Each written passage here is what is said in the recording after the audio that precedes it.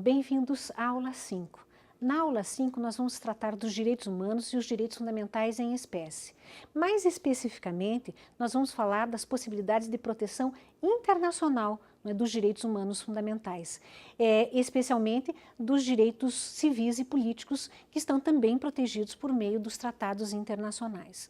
Então, a dimensão aqui da nossa perspectiva de estudo, de atuação, é em relação aos organismos internacionais que existem para dar proteção a esse tipo, a possibilidades, de violação dos direitos e liberdades civis. Pois bem, a primeira coisa que nós temos que demarcar é o seguinte: existem várias estruturas e organismos de proteção internacional, sistemas, melhor dizendo, de proteção internacional. Aqui nós vamos falar de sistemas regionais. Mais especificamente, nós vamos nos reportar ao Sistema Regional Interamericano de Proteção dos Direitos Humanos Fundamentais. Para além do Sistema Interamericano, é possível ainda encontrar outros sistemas regionais de proteção dos direitos humanos na seara internacional. Nós temos o Sistema Europeu de Proteção, nós temos o Sistema Africano de Proteção dos Direitos Humanos Fundamentais e nós temos também, nessa dimensão ou nesse caráter regional, o Sistema Interamericano de Proteção aos Direitos Humanos Fundamentais. Quando nós falamos no Sistema Interamericano de Proteção aos Direitos Humanos Fundamentais, nós temos que lembrar a OEA, a Organização dos Estados Americanos, e os membros, e os Estados-membros que fazem parte dela. Ora, é em função, então, desses estados e é em função desta delimitação regional que atua a possibilidade da existência das comissões, das convenções e das cortes. O documento mais importante nessa perspectiva regional de proteção internacional é o Pacto de San José da Costa Rica, a qual nós já fizemos referência em outras ocasiões. O Pacto de San José da Costa Rica é a Convenção Americana de Direitos Humanos, de proteção a direitos humanos. Ele estabelece, então, as mais variadas estruturas de proteção aos direitos humanos fundamentais na perspectiva de direitos civis e políticos. O Pacto de San José da Costa Rica protege esta dimensão e nós tivemos mais recentemente um protocolo, o Protocolo de São Salvador, que vem a proteger também os direitos sociais, econômicos e culturais na perspectiva regional, na perspectiva interamericana.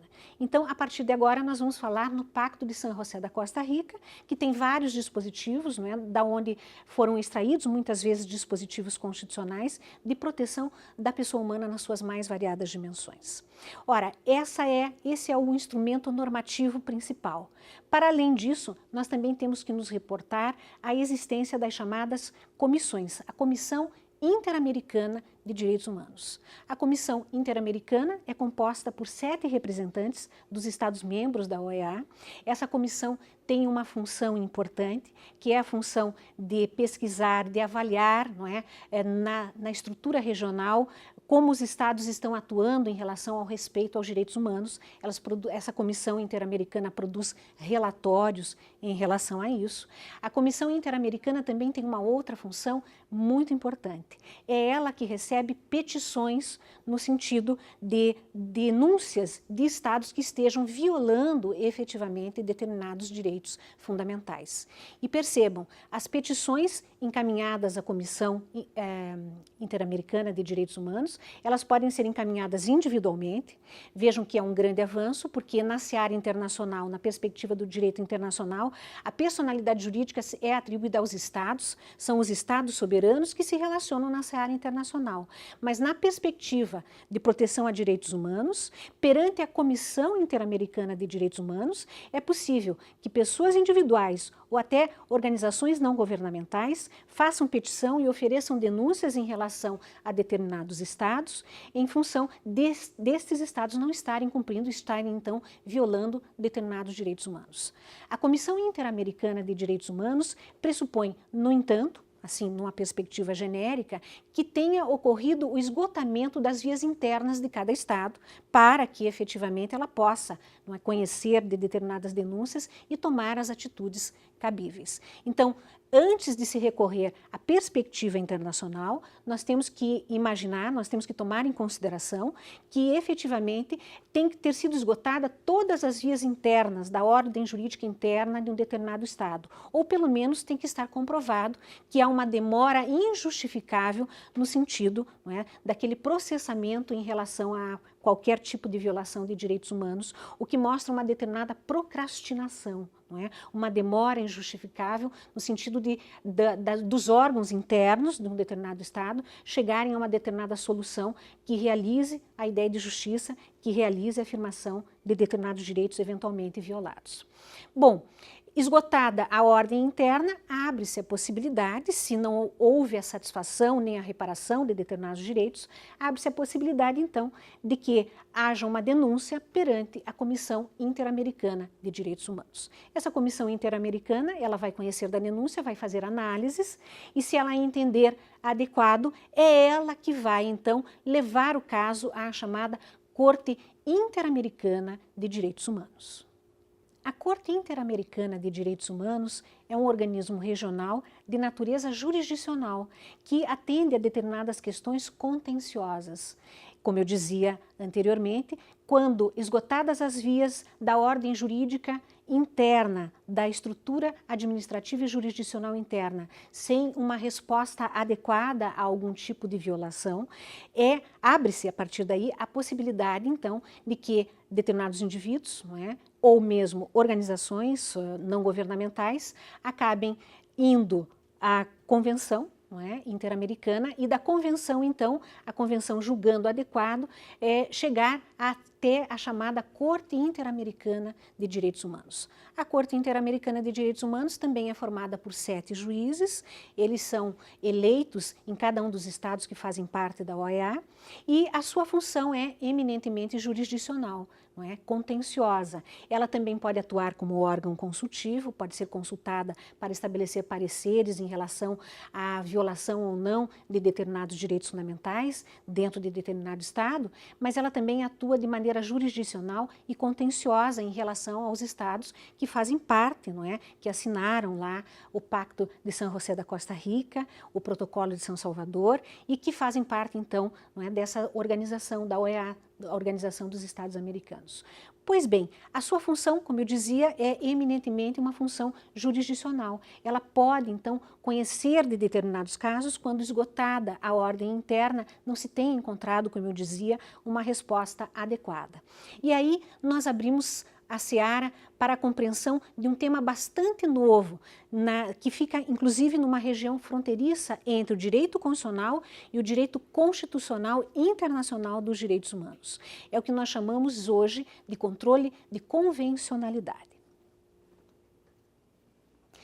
Quando eu falo em controle de convencionalidade, eu estou pensando na possibilidade de que seja levada uma questão, não é, de não cumprimento ou desrespeito de direitos fundamentais por parte de um determinado Estado à Corte Interamericana, que vai julgar isso frente à Convenção, não é, Americana de Direitos Humanos, frente aos demais pactos existentes, para ver se efetivamente aquele Estado violou ou não, direitos humanos fundamentais, podendo inclusive condenar o Estado a algumas sanções, a reparar efetivamente o dano que tenha sido ocorrido, a atuar com uma indenização pecuniária, ao estabelecer acesso a determinados bens ou a determinados bens e privilégios que possam reparar de alguma maneira aquelas pessoas que tiveram os seus direitos efetivamente violados. Muito bem, a Comissão Interamericana, então, atua, mais uma vez eu reforço, como um órgão de natureza jurisdicional.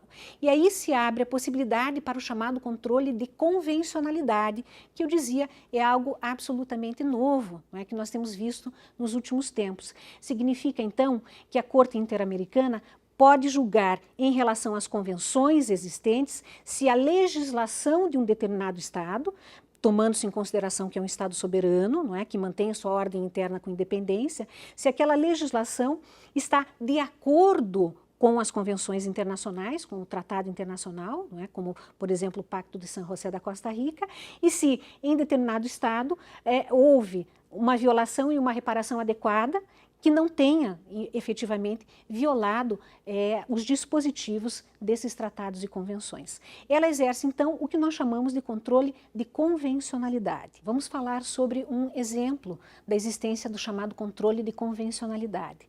Nós vamos falar do caso Barrios Altos, que aconteceu no Peru e que deu origem, é considerado inclusive leading case, não é o caso líder, em relação à possibilidade do exercício de um controle de convencionalidade.